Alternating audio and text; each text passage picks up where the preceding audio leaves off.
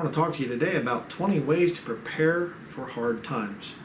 Hard times are coming. If you haven't been aware of that or aren't seeing it, well, wake up.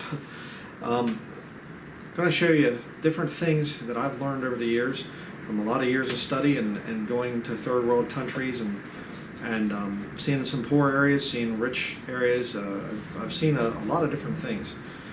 But I've learned some things, and those things I want to impart to you. And I'm going to give you 20 ways that you can prepare for hard times that are coming and are very much already here. Number one, get a King James Bible and ask for God to save you and give you wisdom. Okay? Let me show you the scriptures on that real quickly. All you got to do is get a King James Bible. They have them at dollar stores. It won't cost you that much. Very important to make sure that you have a copy of God's perfect Word, the King James Bible. To say this about this King James Bible, this thing was first printed in 1611. Okay, 1604 the work began, and 7 years later it was finished. 1611. No other Bible out there is like that.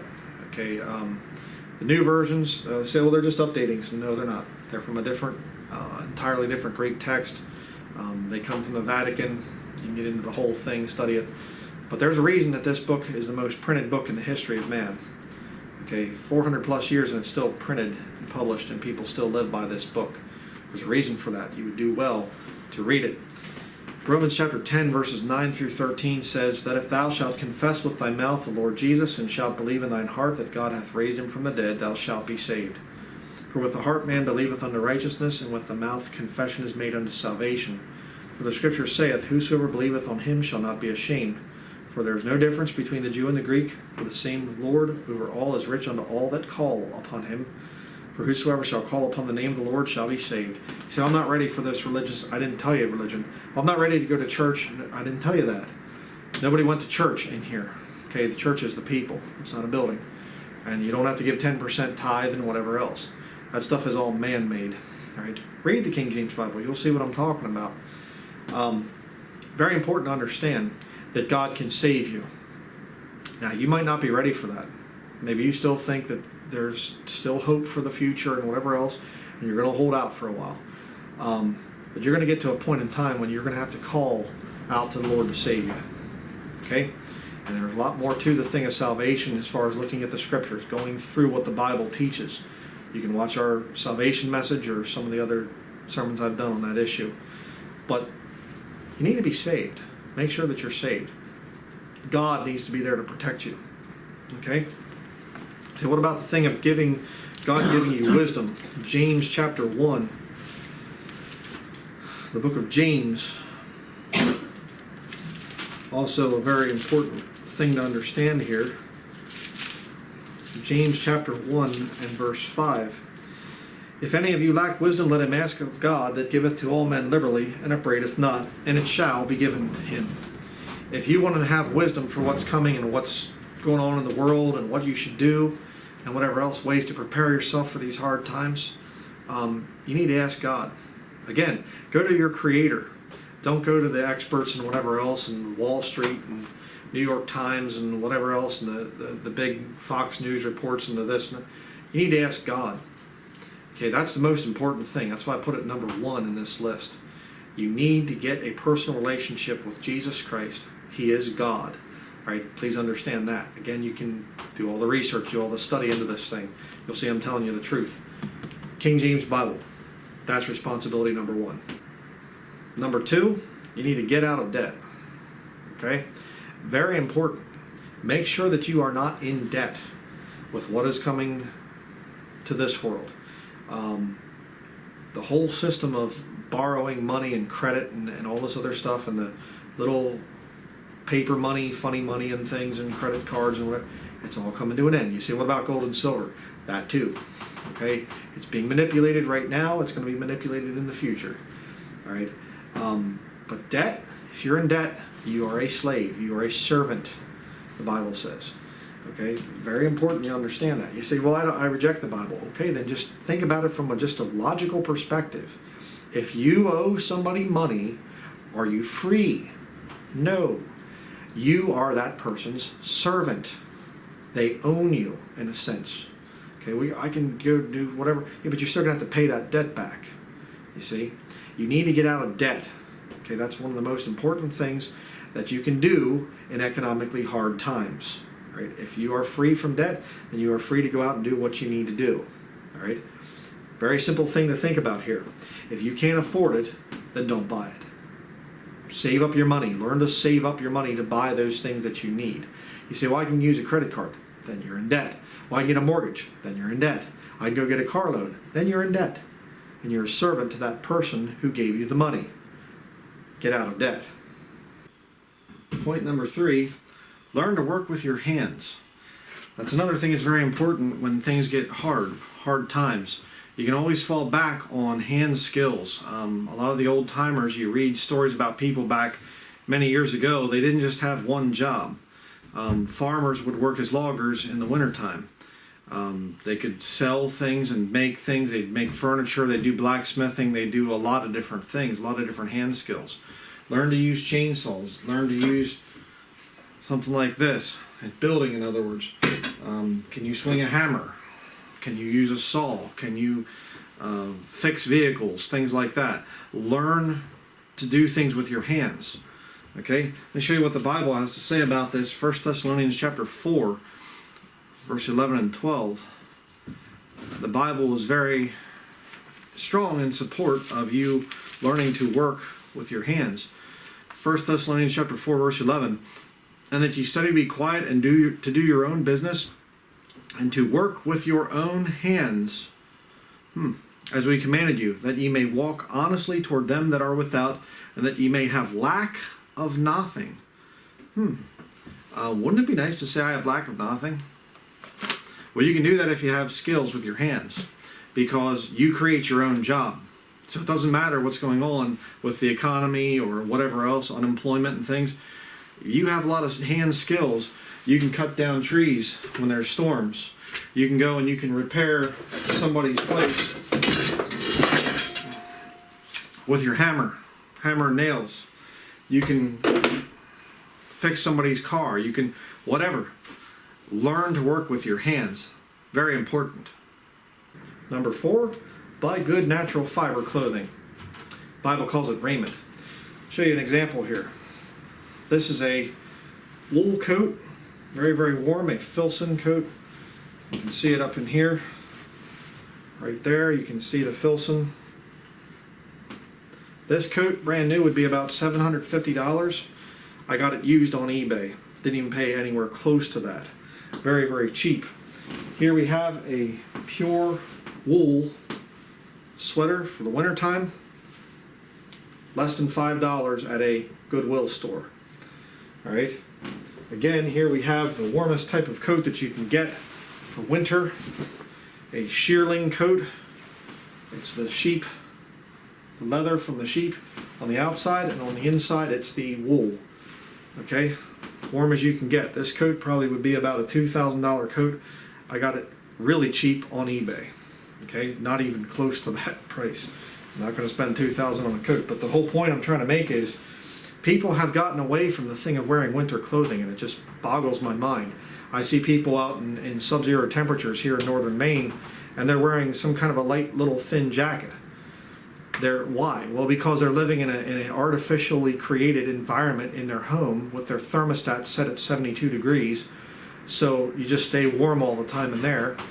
And then you put on your little synthetic polyester windbreaker, North Face windbreaker or something, and you walk out, run out quick to your vehicle that you remotely started, and the heater's going in there or whatever, and you drive to the convenience store, quick hop out, go in and get your coffee and come back and you're getting warm that way.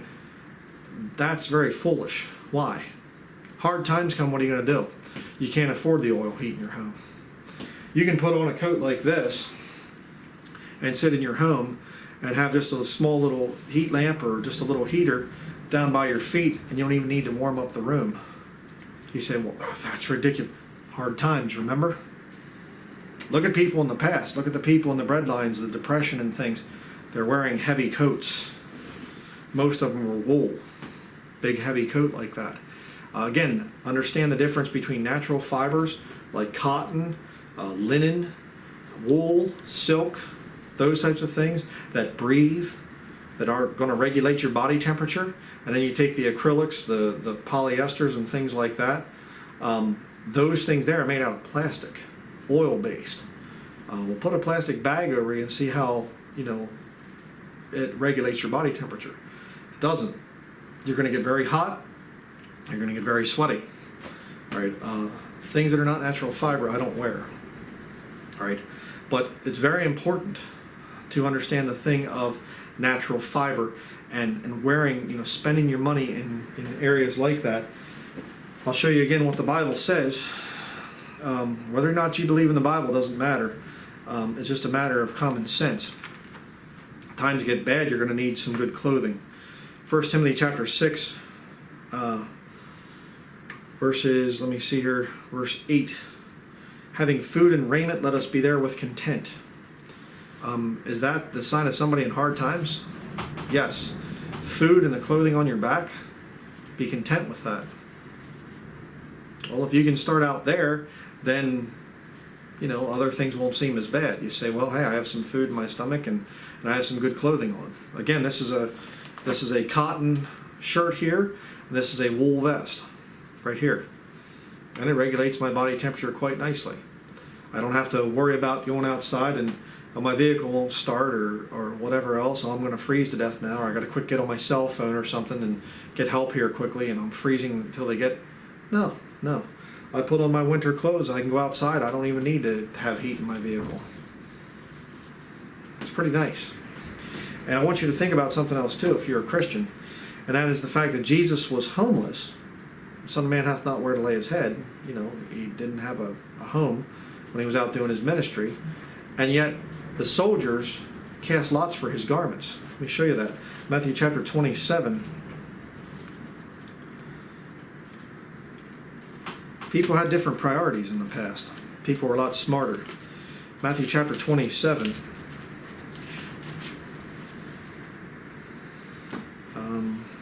Verse 35. And they crucified him and parted his garments, casting lots, that it might be fulfilled which was spoken by the prophet. They parted my garments among them, and upon my vesture did they cast lots. They wouldn't have done that if he was just wearing some burlap sacks or whatever else. He had fine clothing. Why? Because fine clothing keeps you warm. I'm not talking about designer brands or whatever else. I'm talking about clothing that is made very, very well. This vest right here has been with me for years. And this vest, I've taken this thing all kinds of snowshoeing and all kinds of different weather and things in the wintertime. It's gotten wet and whatever else, and it still looks just as good as it did when it was new. All right. In fact, it wasn't actually new. I got it used. I have another one that I got new. But some of these other coats here, this thing here, it's from the 1980s. This coat here, made in Germany, and it still looks good. You can see where it's faded up here on the collar area. See the fading there compared to the inside? Still works. Nice coat to work in. Your raiment is very, very important. I suggest you try out the thing of wearing natural fiber. Again, if you're reduced to all you have is the clothing on your back, what quality of clothing do you have? It's really something that you need to think about. Number 5, lower your dependence on technology. I didn't say you had to eliminate it or anything, but as times get rough, being dependent on technology is going to be expensive. Okay, learn to do things low-tech way. All right, very important to get away from just always having to have technology. If you're a young person, you don't know what it's like to live in the world without a cell phone. But I was born in 1975, so when I was a teenager, there was no such thing as cell phones, and we did just fine. Okay, it's an old saying. They say, "Don't leave home without it." Well, I would say, when it comes to technology, do leave home without it. You can do just fine, and you don't need technology to rule your life.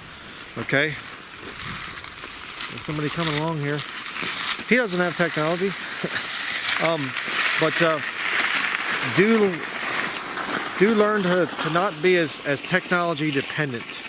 That is very, very important. As things get rough, you might not always be able to afford that new phone or your monthly phone bill or new computers or whatever else.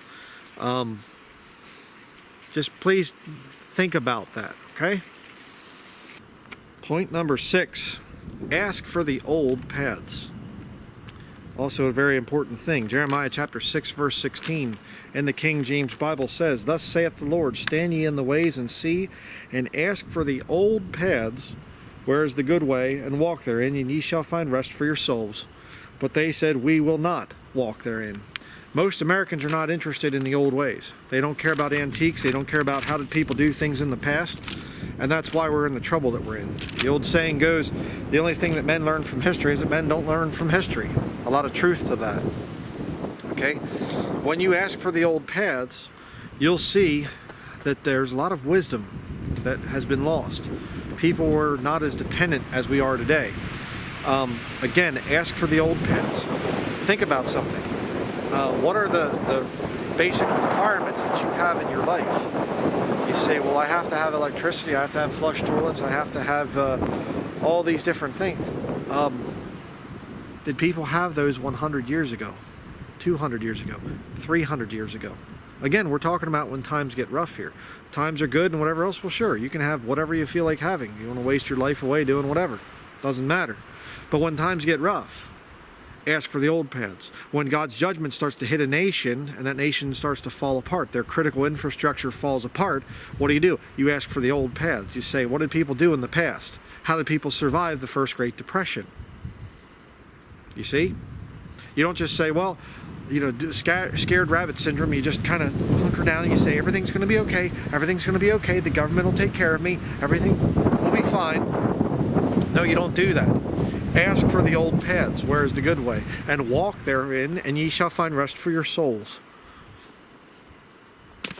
It's very important to remember that. Number 7, fight your phobias. Okay, a lot of people have fear of things, and the reality of it is, you have to fight that stuff when times get hard. You have to break away from habit.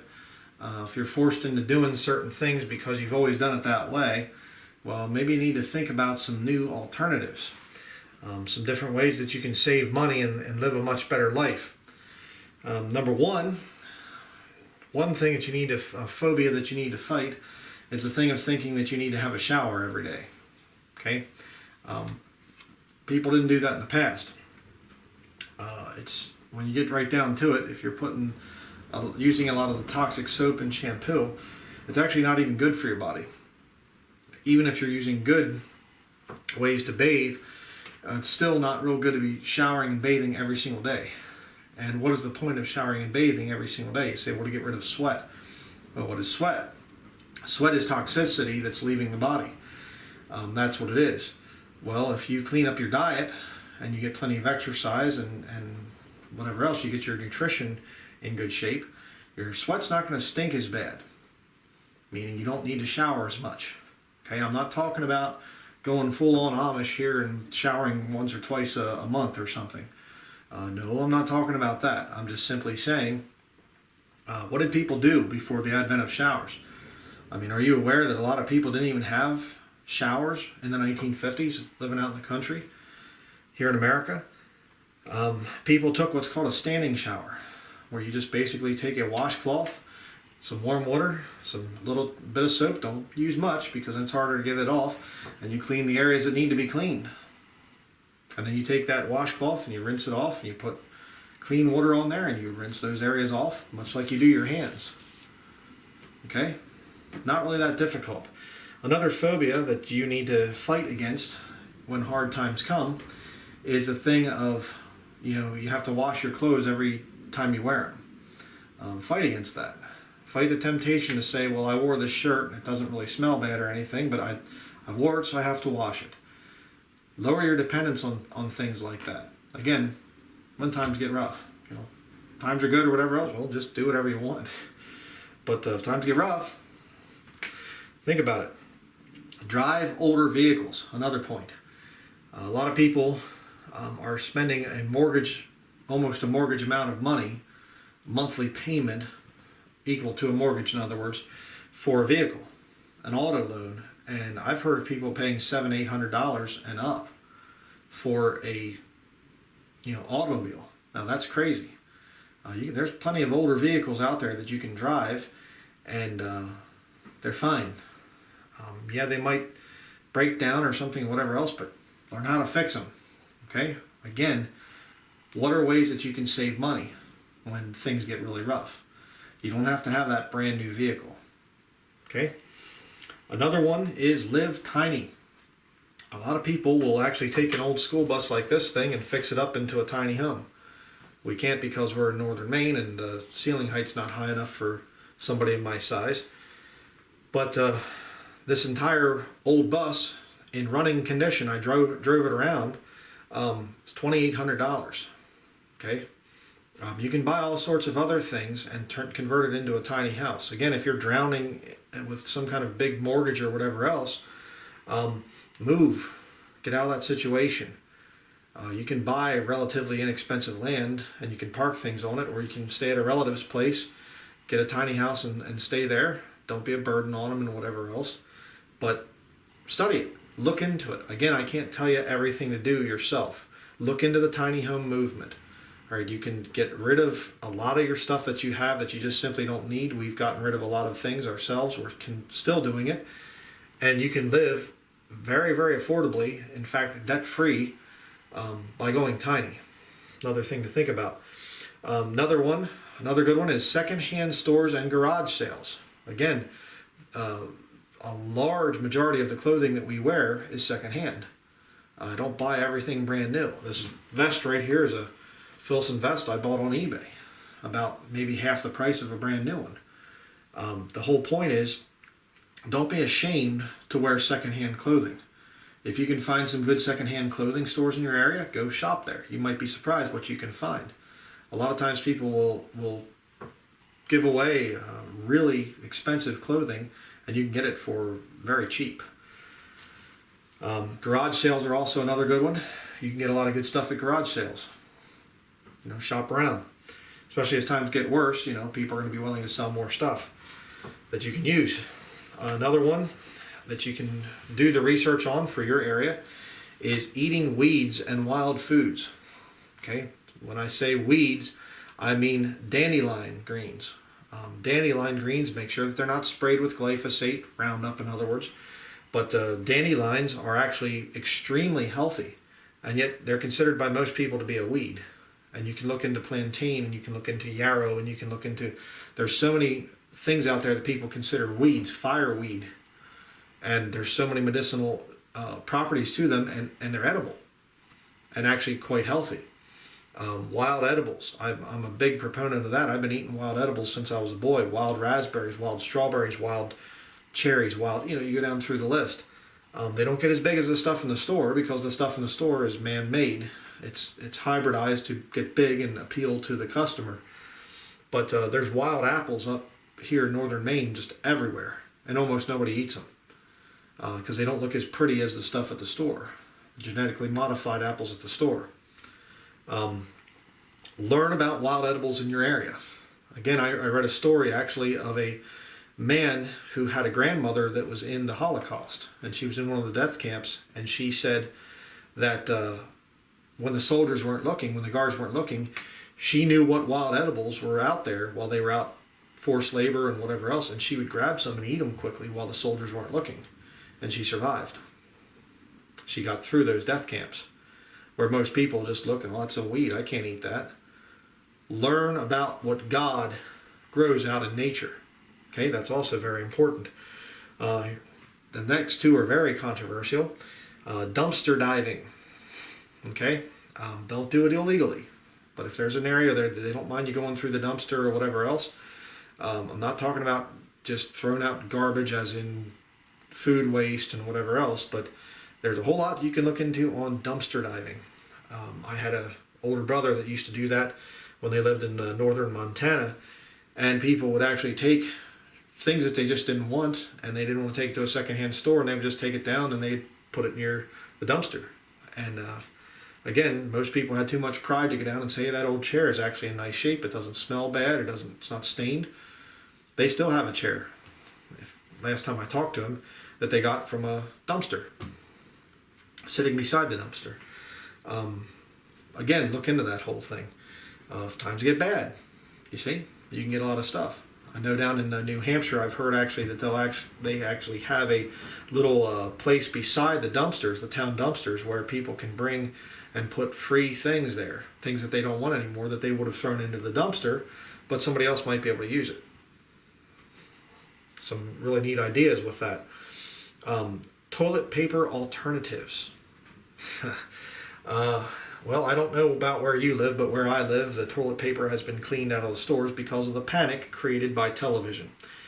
And so what do you do about toilet paper if you need some and there's none available at the store? Well, when I was in Central America, they actually had a stipulation that many of the places where we went and stayed, even at a little resort town, it was right along the Caribbean, and they actually said, do not put the toilet paper into the toilet and flush it because the septic system here can't handle it. And so you had to, when you were done, you had to put it in a trash can beside the toilet. And then the hotel staff would come and remove it, every day or whatever else when you weren't in there.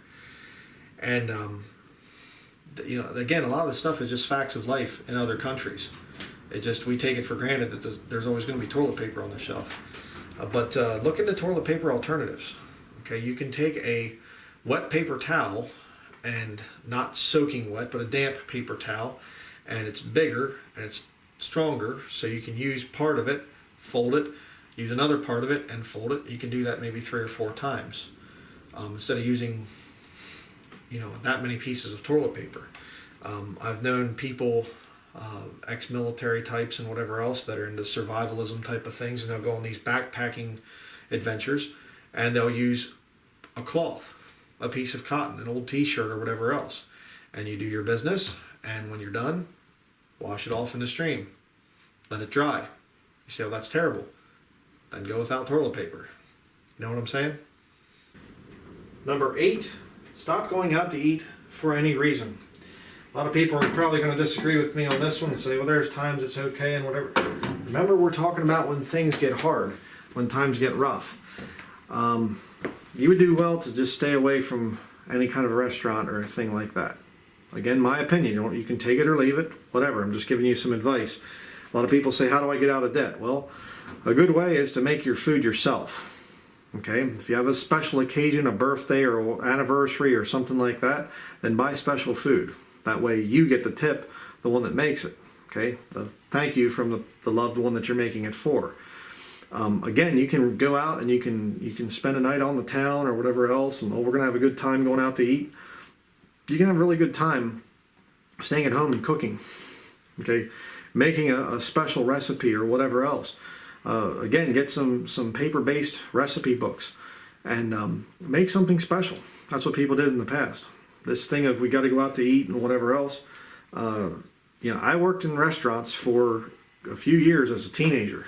I see the kind of stuff that goes on there. And I've worked in all variety of restaurants out there. I've worked in the low-end kind of, not fast food, but like a diner type of a thing, hot dogs, hamburgers, cheeseburgers, whatever, fried chicken type of a thing. Strasburg Railroad Dining Car Restaurant was what it was called.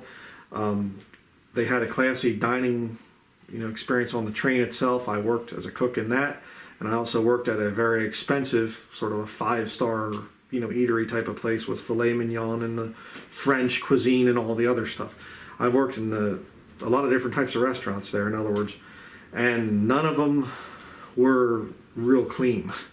Okay, so you say, well, we're trying to save money. Okay, stop going out to eat. And especially avoid the fast food. Fast food is real bad.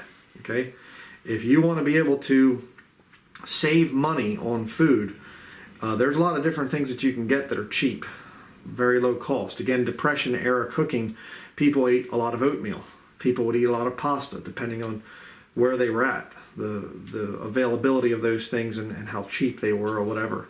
But people learned to pinch pennies, so to speak. They learned to eat low cost. Okay, potatoes. When we first moved to Maine, northern Maine is a big potato growing area, and you can get potatoes for very, very cheap. You can buy potatoes and live very, very affordably. In case you're wondering, that's my wife riding by on a snowmobile that we bought, and it's the only way back into the property here. So, northern Maine. What can I say? But the thing of going out to eat, that's another thing that you can cut out when times get rough, and you can say, hey, I don't want to spend the money going out there. We'll buy inexpensive food or special food for special occasions. Save yourself a lot of money doing that. Number 9, find hidden sources of income. A lot of different ways that you can do that.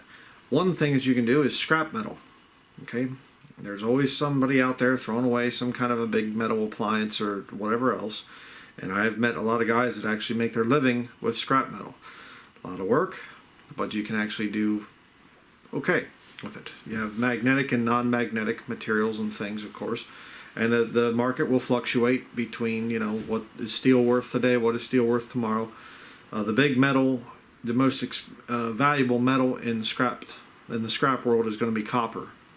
And there's a lot of different ways that you can find copper. Okay, one of those ways actually is right here. See, it looks like an old heater. It is.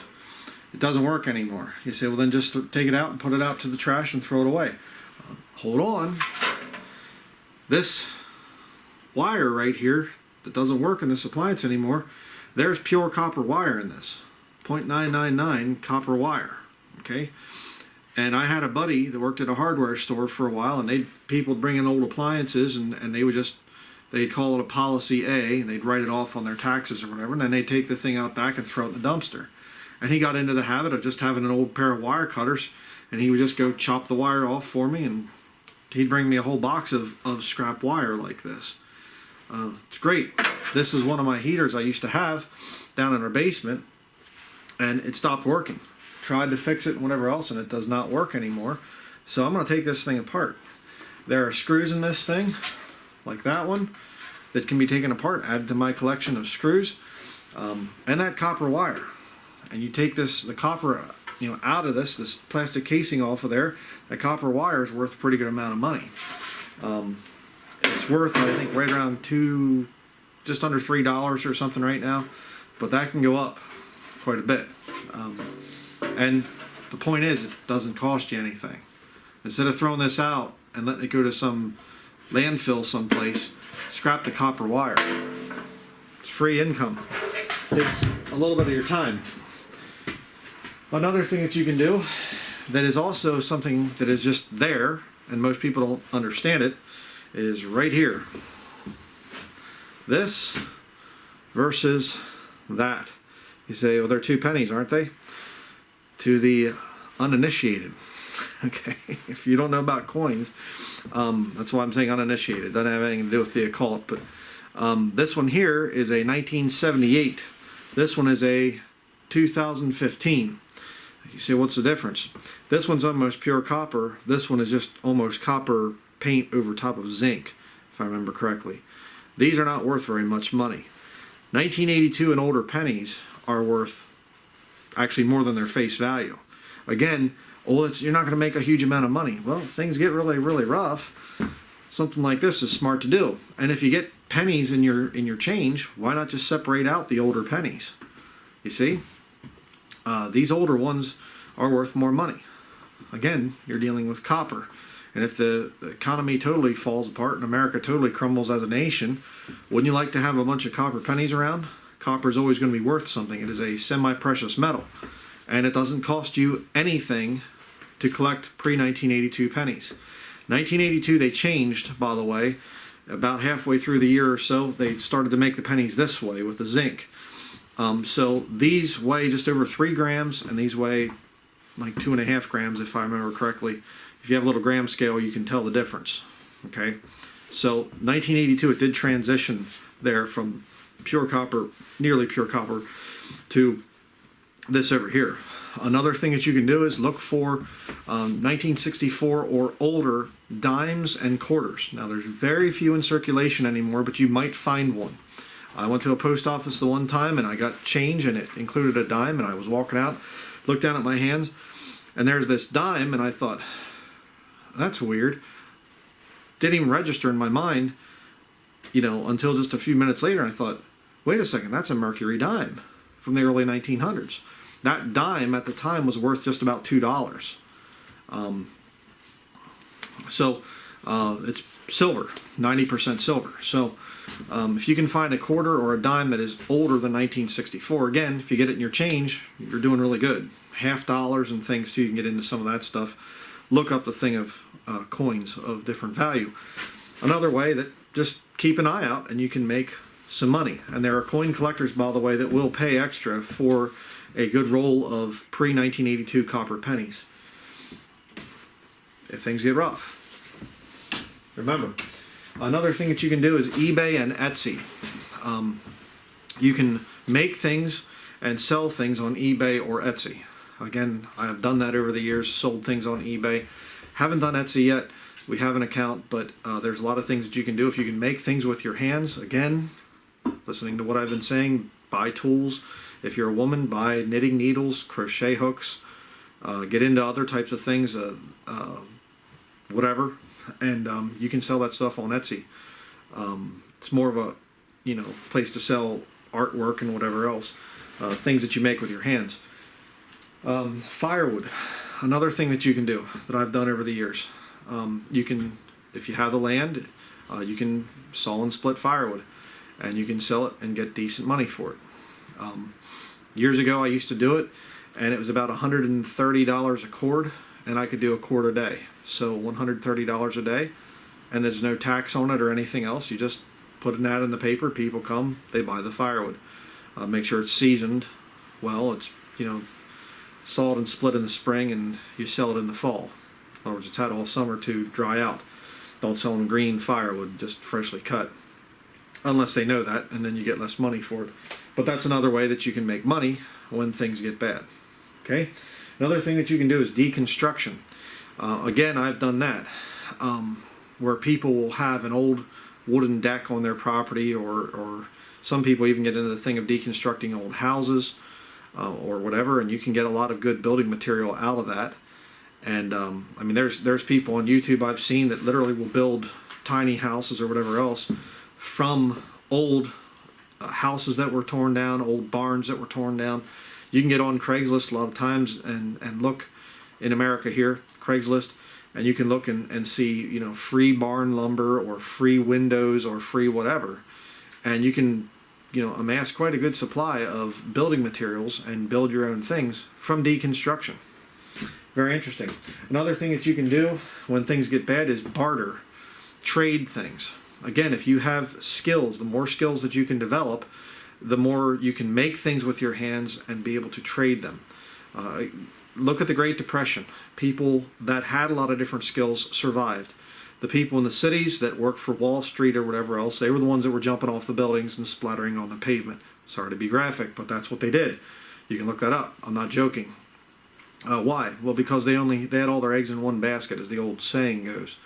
They only had one skill, and that was, finance and accounting and or working in the finance world, be it investments or whatever else. And so when the stock market crashed, they had nothing else to do. They lost everything, and so they just figured that they would end their life. Terrible, terrible tragedy. But the more skills that you can develop, the more you can trade those skills for things. And I imagine, as this country becomes a third world country, because America's not in Bible prophecy, so I don't think America's going to come out of this economic crash that's coming. You might have to rely on a lot of different things and barter. Number 10, self-defense. What better place to talk about self-defense than in an old ambulance? I'm odd, I know. 3 things I want to talk about. 3 A's, okay? Attitude, awareness, and avoid danger. All right? As things get hard, as times get rough, people, when they're losing everything, they're going to lose their minds. Okay? And it's very important to prepare yourself mentally for the kinds of things that you might see.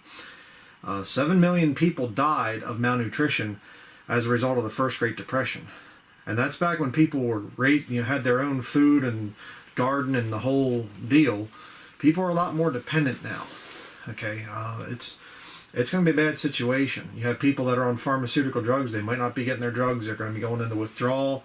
There's a whole lot of stuff. And America has become a much more godless nation since, in the last 100 years, essentially. Not quite 100 years since the first Great Depression.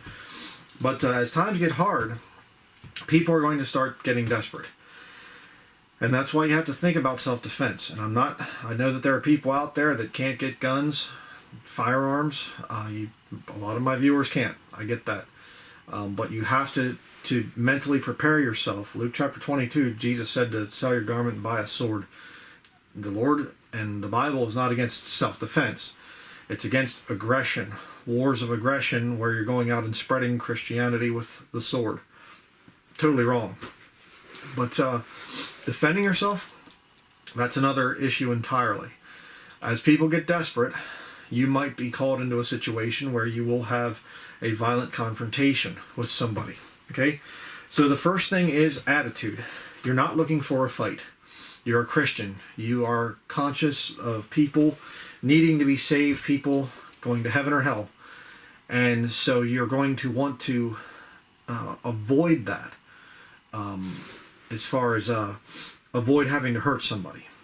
Okay? But your attitude has to be, hey, I'm not going to let that person take what I have if they're not working for it or whatever else, or they're not coming up and saying, could you help me? That's different. All right? And it's not about being materialistic or holding on to your possessions or whatever. It's talking about, we're talking here about thieves and robbers. You have to have that attitude there. Okay? If people come and they say, I'd like to have some food or whatever else, are you willing to work for it? Don't just say, oh, sure, here you go. Christians, another big mistake that Christians make is they help people who are under God's judgment. Okay, many years ago there was a big earthquake, I think it was, it hit Haiti. And I had a brother tell me, oh man, isn't that terrible? And I said, not really, because I said that country dedicated themselves to Satan. The president of the country dedicated the nation to Satan not long before that happened. So they were under God's judgment. And people right away are, let's send them aid, let's go help them. Careful. Be careful with that. Okay?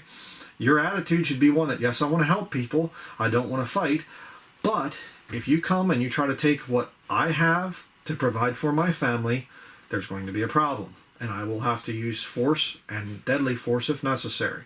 There's nothing wrong with that. Okay, I do have a study on self-defense and the Bible. What does the Bible teach about that? If you want more information, more scripture on that. Number 2, you need awareness. Okay? Awareness is just simply, you need to wake up to the reality that is coming to this world.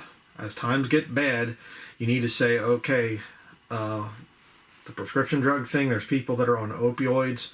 I'm seeing more people acting like zombies even right now. I'm not joking. Seeing people swerving into other lanes with their vehicles, speeding up, slowing down, and and you see them at the store and you say, hi, how are you doing? And they just kind of shuffle by, and you think, whoa, older people, younger people, doesn't matter. Your awareness needs to come up to a level where you say, hey, you know what? My life could be in danger. The lives of my wife and my children could be in danger. I better make sure that I'm praying, Lord, please keep us safe. And, the third point here, I need to get into this, avoid danger. Okay? First, you need to have the attitude. People aren't going to hurt me, right? For just whatever there. If you're witnessing and they're attacking you, okay, that's what the Bible says will happen. But if they're attacking you and, for no good reason, well, just other than they're losing their mind or whatever else, you need to defend yourself. Number 2, you need to be aware there of the danger that does exist when a country starts to fall apart. Number 3, avoid that danger. Don't go to the ghettos. Don't go to places where hey, there could be some problems down here. As the economy falls apart, as times get rough, avoid those bad places. Okay? You say, well, I'm armed to the teeth. I can go anywhere I want to go. Well, you're foolish. Okay, you can be armed to the teeth and still get shot in the back. All right, avoid danger as much as possible. All right, again, I'm talking about your normal day-to-day life. If the Lord calls you to go witness to somebody wants to hear the gospel and says, hey, I have a brother it's whatever, could you please come down and witness to him? Okay, pray about it. Lord sends you down there, whatever, that's fine. I'm not talking about the Christian walk here as far as witnessing, preaching the gospel. I'm talking about your normal life, going to the grocery store. Don't go in the middle of the night, okay, to a bad part of town to get your groceries. All right, as times get worse, you have to wake up. All right, very, very important to do that. And if you don't, well, you might end up in a place like this with the sirens on and heading for the hospital. Think about that. Number 11, invest in non-electric tools. Another thing is very important. There's a whole lot of tools out there that you can get, be they wrenches or hammers or saws or all kinds of different things that they don't require any electricity, and they're pretty cheap to purchase, and you can do a lot with them. In a very short amount of time, you can get a little toolbox like this, and you can fill it up with all kinds of different things that you might need. Let me show you real quickly. Here you have a screwdriver with little bits that you can change in the end there, and you have all different types of little bits that will go into the end of the thing. You have a little miniature level there. Utility knives for cutting up boxes or whatever you want. Some electrical tape. Start slow. You can start to build up into all this different stuff. You have vice grips. Very important. You can do a lot with these types of things. Needle nose pliers. And just so many different things. Adjustable wrench here. Like a crescent type of wrench there. You can have these wire cutters here, these snips. They'll cut all kinds of different things metal wise. Point is, when times are really hard, you might need to do a bunch of different things for an income. And the best thing to do is to invest your money wisely. Don't put your money into the bank and expect that you're going to get interest or whatever else. Invest in tools, invest in things that you can use to fix up your own home and to help other people and whatever else. It's a good investment. If you're young especially, make sure to invest, at least get a small little toolbox and get some basic tools and learn how to do things with your hands. Okay, that's very, very important. Number 12, avoid bad advice and counsel. Very true on YouTube. Okay, there's a lot of YouTubers out there that you would do well to stay away from. I'm not just talking about preachers. I'm talking secular advice on, as times get really rough. Fox News and television and whatever else. If you haven't figured out to avoid television yet, well then, God help you. But I'm going to read to you from the Bible, what the Bible says about bad advice and counsel. The book of Psalms, Psalm 1, says here, "Blessed is the man that walketh not in the counsel of the ungodly, nor standeth in the way of sinners, nor sitteth in the seat of the scornful. But his delight is in the law of the Lord, and in his law doth he meditate day and night. And he shall be like a tree planted by the rivers of water, that bringeth forth his fruit in his season. His leaf also shall not wither, and whatsoever he doeth shall prosper." You can prosper even when times are bad if you have the right counsel. Verse 4, "The ungodly are not so, but are like the chaff which the wind driveth away. Therefore the ungodly shall not stand in the judgment, nor sinners in the congregation of the righteous. For the Lord knoweth the way of the righteous, but the way of the ungodly shall perish." God preserved a lot of Christians through the First Great Depression. And as times get hard, God can preserve you. If you follow His Word, your delight is in the law of the Lord, and you meditate on this book day and night. If you do that, and also if you listen to the right kind of advice. People tell you that things are going to be fine, things are getting better. What does the Bible say? Okay, we're going to come back to a gold standard. No, we're not. The Bible doesn't say that. Well, we're going to restore the republic. No, we're not. The Bible doesn't say that. Okay, somebody tells you that we're going to have a second American Revolution and we're going to bring back this country to the way it once was. You're dealing with somebody that's living in an opium poppy dream. You know, it's not going to happen. Okay, the Bible doesn't say those things. The Antichrist is going to appear. The body Christ is going to be leaving before then. The Antichrist appears after we're gone, and then it gets real bad. Okay, so how long is it from now till then? I don't know. But the financial systems of the world have to collapse before the mark of the beast can be ushered in, before a one world cashless system can come in. It's just as simple as that. And so you hear somebody in there saying, we're going to return to good times. I think we're going to restore the republic and all this other stuff. Get away from them. Number 13, learn to walk places. Walking is free transportation. Okay, again, all you have to have a car, you have to have public transit and all this other stuff. No, actually, you should learn to walk. All right, we do a lot of walking. It's good for your health. What can I say? Times get rough. You can walk most places. Had a property at one point in time. We were building on this property, and one place where our property started a half mile off the road, and I'd carry materials back in on my back. And the neighbor just thought I was crazy. He thought I was nuts in the head because I would walk a half mile. No, he's the one that's crazy that has to drive everywhere he goes. I have to go down to the store just a little bit down the road or whatever. I got to get in my truck and go down.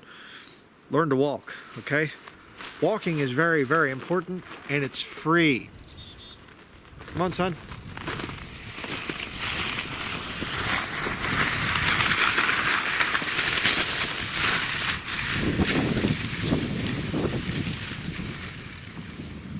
Number 14, read paper-based books.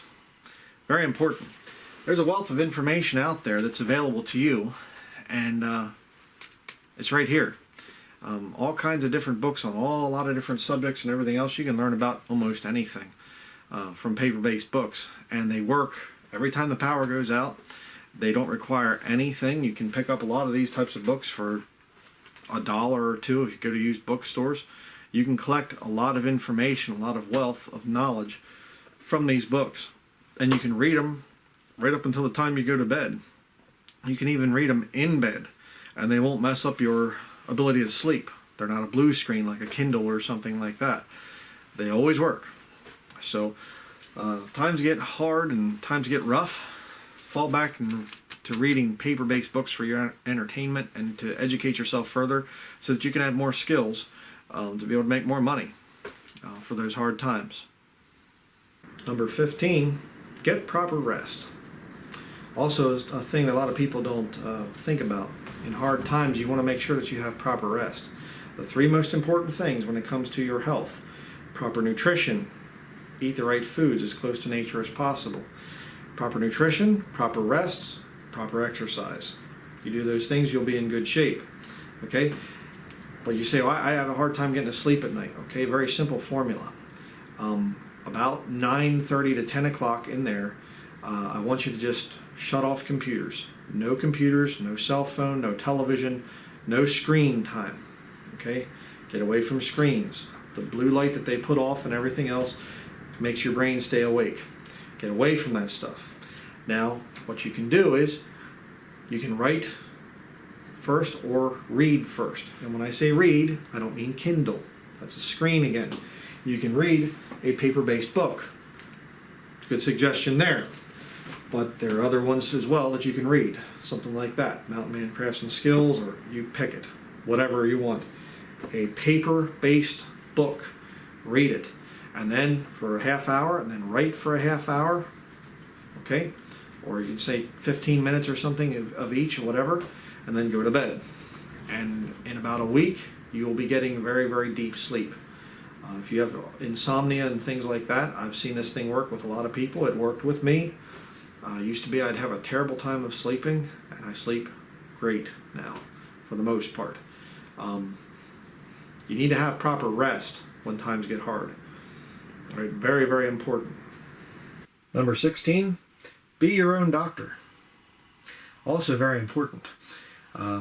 Again, another appropriate video here in this old ambulance. These types of things here, there's a lot of the medical establishment and things, the critical treatment of an accident victim or whatever else, there's some, I guess, wisdom to some of that stuff. Trauma, in other words. But a lot of the things that people get taken to the hospital for is you shouldn't be going to the hospital. And the whole point is, as times get rough, as times get hard, you need to be your own doctor. When you get sick, start to research, start to study. All right, what are the things that I need to do to make myself better? What is the nutrition that I need to partake in? You know, what are the things I should be eating? Am I getting enough exercise? Am I getting enough rest? Can I pray about this? Do pray about it when you get sick. Those are very important, but you need to be your own doctor, right? If things get real super bad, there aren't going to be enough of these to be going around and picking up people, all right? It could get really traumatic. And again, we're not hoping for any of this type of stuff, but as Bible-believing Christians, we understand that there's wars and rumors of wars. There's times get worse as we get closer to the catching up of the body of Christ. And it's so important that you get yourself into good health. And, you know, I just got to say some things about the medical establishment, and that is there's so many things that we've been studying, my wife and myself have been studying about the medical establishment that are so backward. They do things so ridiculous. Just to give you an example, blood pressure. Okay? For years I was told I had high blood pressure. Come to find out, no, I don't. The Joint National Committee actually changed blood pressure standards back a few years ago, and the doctors are still saying 120/80 for your blood pressure. And you can be in an accident, and they put you on the gurney or whatever, stick you in here, roll you in the back doors there, put you in here on the gurney, and what do? They take your blood pressure. As you're going screaming down the road, sirens blaring, heading to the hospital, and they're taking your blood pressure. Oh, it's up. Well, of course it's going to be up. You know, and again, look into some of the stuff on blood pressure. How that the numbers have been changed. I think it's 140/80 now for people over 60 or over. And old-time doctors used to say back in the early 1900s, they would say it's 100 plus your age for the high number. Again, there's so much that goes on. Why did your blood pressure go up? You know, I could talk for a while on this. It's something that my wife and I are very passionate about. The whole pharmaceutical industry and whatever else. It's a big drug dealing business, is what it is. And you go into those places, they will make you sick. You say, well, I don't believe that. Okay, simple thing to think about. If you're on prescription drugs, are those drugs making you better or sicker? You say, well, they're making me better. I have to be on them. They're my drugs. They're my prescribed medicine. Okay, what happens if I take your drugs? Would I get better, healthier, or would I get sicker? You say, well, you'd get sicker because it's not your prescription. Okay, think about that for a minute. If I tell you that eating vegetables or fruit or some good, you know, superfood or some herb or whatever else, if I tell you that that this is helping me to feel better, and you eat some of that, whatever I'm saying that is healing me, if you eat some, is it going to make you better or sicker? It's going to make you better. So natural health, it makes you, you know, better. It cures you. Okay? Pharmaceutical drugs make you sicker. I mean, when did you ever hear of somebody saying, here, take these pharmaceutical pills and it's going to take away your diabetes, it's going to take away your high blood pressure, whatever. You shouldn't have to be on this very long and you'll be better and everything is going to be fine. No. Symptoms management is all that they can do. Little rant here, but the whole point I'm trying to make is, as times get rougher, you might not be able to get those pharmaceutical drugs. I mean, 80 to 90% of pharmaceutical drugs are made in China. You might start seeing the toilet paper's already gone from the store shelves. It's around here, probably in your area as well. People are panic buying. What about pharmaceutical drugs? China's not going to ship this stuff over to America. What about the pharmaceutical drugs that they make? You could start seeing shortages literally before I even get this video out. I don't know. What are you going to do if you can't get your drugs? Times get hard. You need to be your own doctor. You need to look up natural cures for your high blood pressure, for your diabetes, for your whatever you have. Don't come to me and say, hey, Brian, what do you do for your health? I'm going to do the exact same thing for my health. No, you need to be your own doctor. And the Lord Jesus Christ can heal you. He can keep you in good health. All right, but don't just say, oh, I'm just going to live wickedly and not get proper sleep and not eat the right foods and I'm not going to exercise and I'm just going to pray whenever I get sick. Lord, please heal me. The Lord made the natural world and He made you to work with your hands and labor and exercise and sweat, and He made you to get good sleep. And if you don't follow that, He's not going to just heal you just like that. Okay? You need to be your own doctor. That's very, very important. Number 17, avoid banking as much as possible. The volatility of banks right now is going to be very, very bad. They're already bailing out the banks. They're already injecting, the Federal Reserve is already injecting all kinds of money into the economy. Having your money all in the bank is a bad idea. Okay, very bad idea at this point in time. Again, I think it is a wise thing and prudent to only keep what you need in the bank to pay bills and whatever else. Banking is not a safe place to keep your money. You can look into any country that has fallen, Argentina, Venezuela, over in India. I know that there's different places where the banks literally just close their doors and say, you can't get any money out. And the people say, but I need food. And they say, sorry, we don't care. You can watch my study on the thing of why debtors will take the mark of the beast if you want to know more about banking. But I would be real careful about keeping money in the bank. All right. If you have a safety deposit box, get that thing out of there, get your valuables out of there as quickly as possible. They could confiscate that stuff. Avoid banking as much as possible. I do know of brethren that actually don't even do banking. They pay with cash and things. It's a wise thing to do. You're limited in some ways, I realize that. But all in all, it's probably a pretty smart thing to do. But my whole point is, times get rough. You want to stay away from the banks as much as possible. And if you can totally eliminate it, you're even better off. Number 18, live as close to nature as possible. Right now I'm standing on land that the Lord gave us years ago. Not very glamorous. There's no house on the land here or anything, at least not yet. But it was very low cost.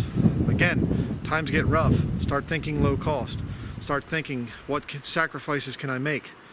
The closer you get to nature, the more you learn about God's creation and what God provides for food, wild edibles and things.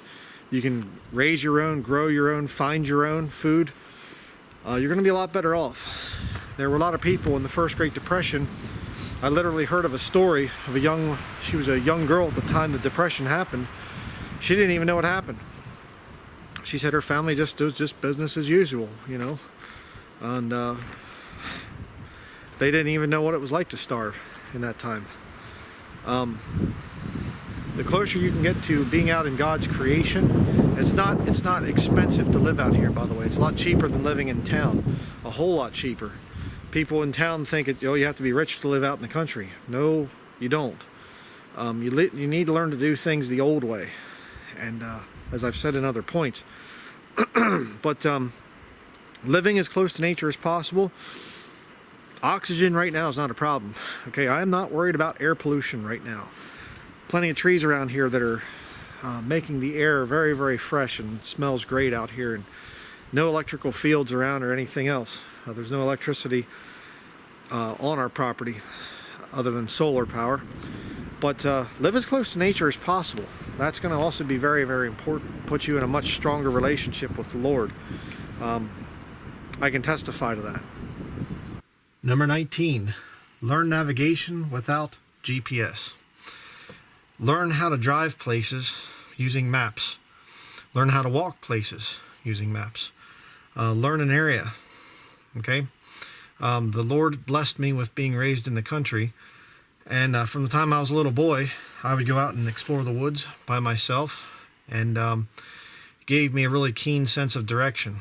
I don't even have to look at a compass most times, and I can tell if I'm heading north or east or west or south. And it's been a great blessing. Driving, on the other hand, driving big trips in a vehicle, that's a lot more difficult for me. I'm not very good at navigation. Thankfully, my wife is. She's a great help with that.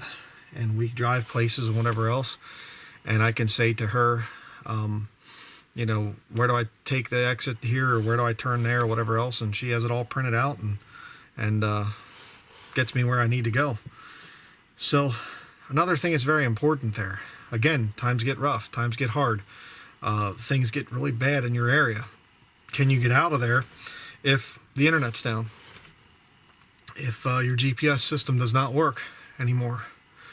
Are you dependent on computers and technology and whatever else? I would suggest that you start to learn to navigate, to go places, and I mean, you don't have to become a fanatic about it or anything, you know.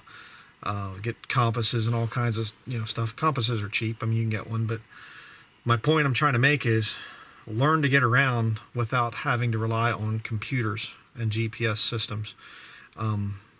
Just the thing of when we moved to Maine years ago, I did use a GPS early on, and the stupid thing got us lost a couple times.